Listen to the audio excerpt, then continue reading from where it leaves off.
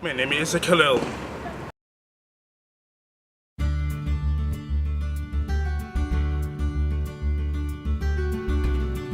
I'm Calel's dad. My name is Juan Arabolas. And I'm Calel's mom, Griselda Arabolas. We went to the audiologist when he was a month old, and they kind of guided us and sent some support to kind of get us started with, just help at home, starting school, starting to learn sign language for all of us. And the sign language part was just kind of helping us just to learn how to communicate with him, because he would get frustrated really easily because he couldn't express himself. So it helped all of us kind of understand where he was. Yeah, it just gave us another way to communicate. They was also laying down the options for us too, versus what we could do and stuff like that. And yeah, sign language is something we just happened to do right away.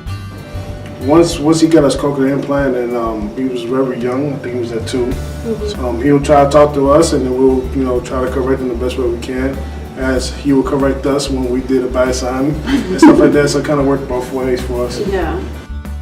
With speech therapy, they really wanted to use the cochlear implant so that he could talk and kind of stay. They try to get us to stay away from sign language a little bit, because he did get the cochlear implant, so they were encouraging him to speak more. But I wanted to make sure that he was deaf, so I wanted to make sure that he had that available to him too, the sign language, because we didn't want to take it all away from him. We just wanted to make sure that he had the option. And it was pretty fun learning how to sign too. It's a whole different language, like learning a new language, which is really what it is though.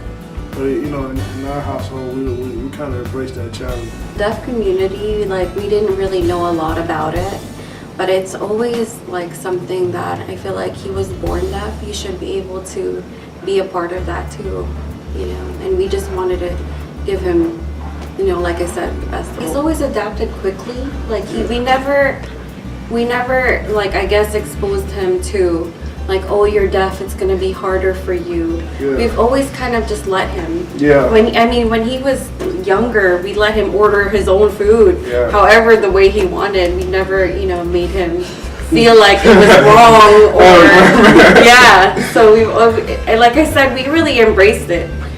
It's part of our family. Even our relatives sometimes had a hard time understanding what it means to be deaf, and almost thought that he was sick, and we're like, he is not sick at all. He's totally fine, And so, we love it. I think that when we found out he was born deaf, another thing is that we really embraced it.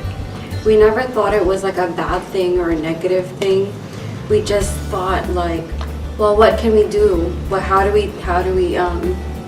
How do we teach him? How do we talk to him? What can we do as parents, to get him to be where he is?